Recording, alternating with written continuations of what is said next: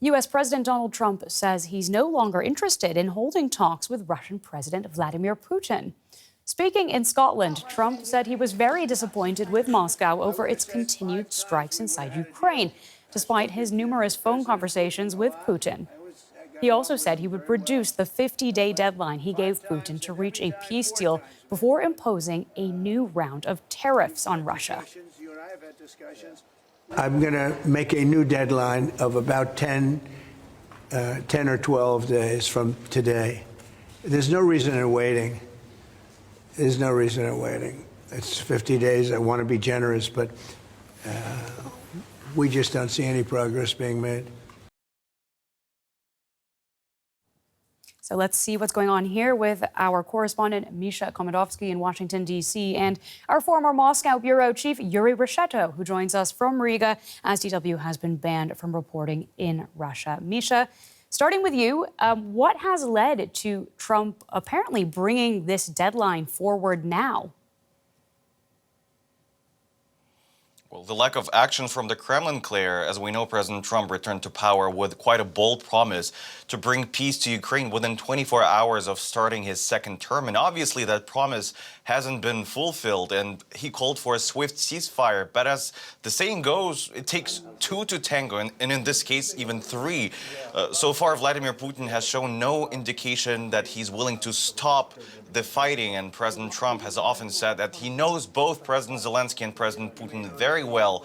Now he claims he'll shorten the 50-day ultimatum he previously gave Russia to just 10 to 12 days because, as he puts it, he knows what's going to happen. In fact, when I asked him just before the departure to Scotland what it would take to bring Putin to the table with him and Zelensky, he replied, and I quote, "It is going to happen. It should have happened 3 months ago. It is going to happen." Let's remember that President Zelensky showed up in Turkey in May, ready for a possible meeting with Putin, but Putin was the one who didn't show up. And Yuri, when the Kremlin hears Trump say this, what do they make of it? Is this deadline being taken seriously in Moscow? Well, Claire, I can't say whether Russian President Putin takes his American counterpart seriously at all, but I can well imagine that Putin at least thinks that these 10 or 12 days will pass and nothing will happen. First of all, what kind of number is that? 110 days exactly. What is Trump based on? The number seems to have been simply plucked out of thin air. And is it 10 or 12 days? Secondly, Trump has issued this kind of ultimatum to Putin time and again in the past. In reality, this simply gives Putin time to create facts on the ground, to capture more and more Ukrainian territory militarily. And the US president is simply letting the Kremlin leader have his way. Trump could have pulled the emergency brake, so to say, long ago, but he didn't do that. The Russians are taking advantage of it. And finally, Claire, a public ultimatum is the worst thing you can threaten the Russian president with. It's incredibly important for Putin to save face and say that he is not intimidated by the West. An ultimatum, but with what consequences, Misha? I mean, the big question here is what will Trump actually do when that deadline runs out? Well, let's remember, Claire, that 2 weeks ago, President Trump warned he would impose severe tariffs on Russia if a peace deal isn't reached by early September. He expressed deep frustration with Vladimir Putin over continued strikes on Ukrainian cities, on civilian infrastructure. And when Trump first announced tariffs against different countries back in April, Russia wasn't on the list. And some experts argued that was because Russia isn't a major U.S. trade partner, especially during its full-scale war against Ukraine. Others suggested that Trump was keeping tariffs as a strategic move, something that he could play later, and now might be the time. And the current plan includes potential secondary sanctions aimed at Russia's trading partners. And Trump said a formal announcement could come later Monday or Tuesday. And while direct sanctions have already hurt Russia, secondary measures go after the countries and companies helping it. This could lead to more isolation, less money for the war, and a weaker economy. Yeah, Yuri, does that sound right? What kind of impact could it have on the Russian economy and its war effort? Well, I mean, Misha said it, secondary tariffs could be a truly effective measure as they penalize other countries that trade illegally with Russia. And here, of course, we are primarily thinking or talking about the very, very large exports of Russian oil to India and China.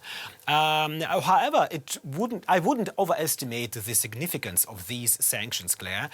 First, there are simply too many ways in which Moscow can now get everything or almost everything it needs from Western countries if we are talking about the imports, whether via Kazakhstan, Georgia or another country. And the question is, of course, who is supposed to control all of these routes? Who is supposed to control the illegal trade with India and China? It's too big to fail, so to say. This war has been going on for more than 3 years. And Russia has had just as much time to adapt to the sanctions policy. How? Firstly, by boosting its own production, and secondly, with the help of third-party imports. Yes, in theory, these secondary sanctions are an effective mechanism, but whether they are being monitored and are actually having an effect is, I believe, doubtful. Well, thank you so much to both of you. We've been speaking with DW's Misha Komodovsky and Yuri Reshedo. Let's see if we can now get the view from Kyiv with our correspondent, Rebecca Ritters. Rebecca, reaction to Trump's announcement in the Ukrainian capital? Well, it hasn't caused a huge ripple here so far, Claire. We have heard from Zelensky's top aide, though, Andrei Yermak. He has come out thanking the president for his what he calls strong message, loud and clear. When America leads with strength, he writes, others think twice. So it's clearly a welcome news from the government here. And, of course, they're trying to keep Trump on side. It wasn't that long ago. People might remember that Trump's ire was directed towards the Ukrainians. They have worked very hard to try and get him back on side. It seems to have worked through grit and through hard work and, whatever else changes Trump's opinion, of course. But, exactly what we see, I have to agree with Yuri's assessment there. We'd have to wait and see what happens. No one here really expecting to see a great amount of change to come out of this announcement. I mean, whether it's 10 to 12 days or 50 days, people weren't necessarily expecting a huge shift in Putin's message. What we see from Putin time and time again is that he doubles down, he attacks Ukrainian cities when he is met with this kind of, these sort of threats from the West. So, we don't exactly know what's going to happen. We know that the Ukrainians have, of course, been calling for more sanctions on Russia. They say that that is the only thing that they're going to understand. Of course, sanctions and force and more diplomatic pressure. So, of course, this is seen as a positive move from the Ukrainians, rather seen by the Ukrainians. But, of course, they don't really expect, certainly when you speak to people here, no one is expecting, no one trusts that Putin is going to come to any kind of negotiating table, and no one really understands exactly what these tariffs, if they do come into effect, what effect they will have on the situation here. Rebecca, thanks as always. That's DW's Rebecca Ritters in Kyiv.